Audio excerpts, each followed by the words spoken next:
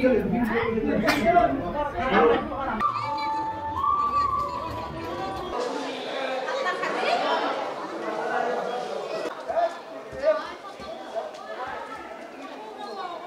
ধুবৰ কাৰণে পানী নাই, বহুত দিগদাৰ। পানী নহ'লে হাত ধুবতো লাগে না, অলপ খাই পেলাই।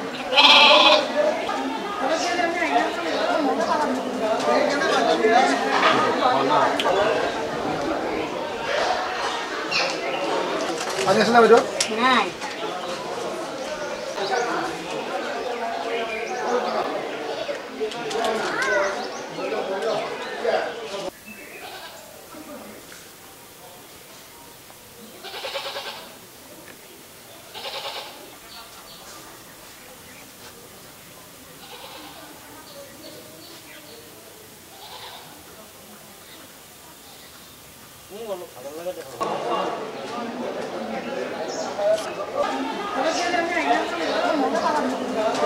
আমার সমস্যাটো হাজোত বেশি এই কারণে হয়েছে, আমার 5টা দেবল, 5টা দেবলত বহুত পানি লাগে। সেই তীর্থযাত্রীটো মানে সময়ে কাতি মাহ কক, মাঘ মাহ কক বা এনেকৈ আঘোণৰ মাহ কক খুব বাঢ়িছে, ভোগ দিব লাগে।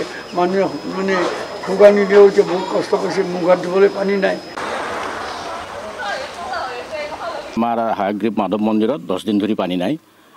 অকল মন্দিৰেই নহয়, আৰু যিটো স্কিমৰ পৰা ইয়াত 10টা চুবুৰীয়ে পানী পায়, গোটেই স্কিমটো মানে বিকল হৈ গৈছে। আৰু এই স্কিমটো 1948 চনত আমাৰ মাননীয় মুখ্যমন্ত্ৰী আমাৰ বিষ্ণুৰাম মেধি ডাঙৰীয়াই ইয়াত স্থাপন কৰিছিল এইটো স্কিম, পানী যোগান আঁচনিটো। গতিকে এটা দুৰ্ভাগ্যজনক কথা, অসমৰ যিটো প্ৰথম পানী যোগান আঁচনি সেইটোৱে আজি বিকল।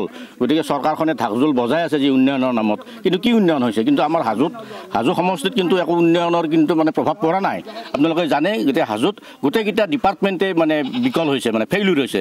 এতিয়া জনস্বাস্থ্য কাৰিকৰী বিভাগ, গ্ৰাম উন্নয়ন বিভাগ, PWD ডিপাৰ্টমেণ্ট, এই গোটেইকেইটা ডিপাৰ্টমেণ্টতে কোটি কোটি টকা হৰলুকি হৈছে।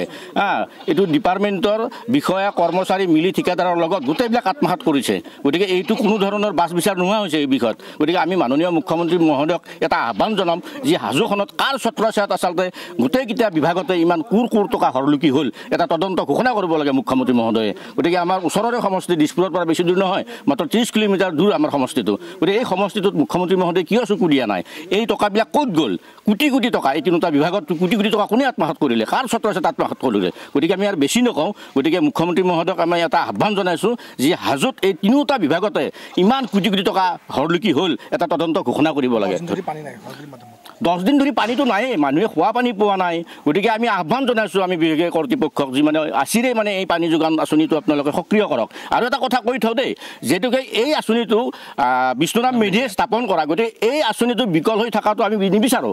যদি কিবা কাৰণত যদি বিকলো হয়, গতিকে আমি গোটেইবিলাক হাজোৰ মানুহ লগত লৈ দিছপুৰৰ লাষ্ট গেটত আমি কিন্তু ধৰ্ণা কাৰ্যসূচীত বহিম।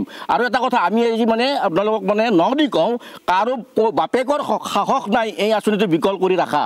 কাৰণ এই আঁচনিটো অসমৰ এইটো আৰু অশ্লেকান্ত আঁচনি, এই 2টা আঁচনি হ'ল অসমৰ প্ৰথম পানী যোগান আঁচনি। গতিকে আমি সেইকাৰণে আকৌ চৰকাৰক আহ্বান জনাইছোঁ যে হাজো ৰাইজ মানে জাগি নুঠোতে আপোনালোকে মানে এই পানী যোগান আঁচনিটো আকৌ কাৰ্যক্ষম কৰি গঢ়ি তোলা। আজি 2024 চনৰ যিটো জল জীৱন আঁচনি সেইটো কিন্তু সম্পূৰ্ণভাৱে ফেলাৰ। আমাৰ 5টা মন্দিৰ তীৰ্থস্থান হাজো নগৰীত আমি 5টা তীৰ্থস্থানত তেওঁলোকে পানী দিব পৰা নাই। আৰু ওচৰ চুবুৰীয়াটো বাদেই আছে, আজি এটোপা পানীৰ কাৰণে যি টকা ওচৰ চুবুৰীয়া যি হাহাকাৰ কৰি আছে ভাবিলে আচৰিত লাগে। গতিকে আমি মুখ্যমন্ত্ৰী ডাঙৰীয়াক আমি আহ্বান জনাম যে অতি সোনকালে তীৰ্থনগৰী হাজোক তেখেতে কিয় গুৰুত্ব দিয়া হোৱা নাই? এবাৰকৈ 2বাৰো তীৰ্থনগৰী হাজো তেওঁ পদাৰ্পণ কৰি গৈছে, কিন্তু তেওঁৰ হাতৰ যিটো স্পৰ্শ, যিটোৰ অৱদান, সেই অৱদানটো এতিয়া হাজোৰ আমাৰ পৰা নাই। আমি আহ্বান জনাইছোঁ অতি সোনকালে হাজোক তীৰ্থনগৰীক এখন পৰ্যটকৰ আকৰ্ষণ কৰাৰ লগে ৰাস্তা ঘাটৰ আজি লোক নিৰ্মাণ বিভাগ পৰি আছে, যে যাক PWD বুলি কোৱা হৈছিল লোক নিৰ্মাণ, এই লোক নিৰ্মাণ বিভাগৰ যিটো হাজোৰ যাতায়াতী ৰাস্তা তাক দেখিলে দুখ লগা, ভাঙা, তীৰ্থযাত্ৰী আহিব নোৱাৰে, তীৰ্থযাত্ৰীবিলাক জিৰাবৰ কাৰণে এটুকুৰা ঠাই নাই। গতিকে আমি আহ্বান কৰিম, বিশেষ নকওঁ, পানীটো আমাৰ অতি প্ৰিয়জন, মানুহৰ প্ৰাণীয়ে প্ৰাণ। গতিকে এই ক্ষেত্ৰত যদি পানী নাপায় তেতিয়াহ'লে মানুহৰ কিমান হাহাকাৰ। এইটুকু খোৱা পানীৰ কাৰণে তীৰ্থনগৰী হাজোৱে যদি আজি হাহাকাৰ কৰিবলগীয়া বা আন্দোলন চলাবলগীয়া হয়, ইয়াত বৰ দুখৰ বিষয় হয়তো নাথাকিব। সেয়ে আমি পুনৰবাৰ আহ্বান কৰিছোঁ অতি সোনকালে আমি অতি 2 এদিনৰ ভিতৰতে হাজোক পৰ্যাপ্ত পৰিমাণৰ পানী যোগান ধৰি আঁচনি কৰিব লাগে।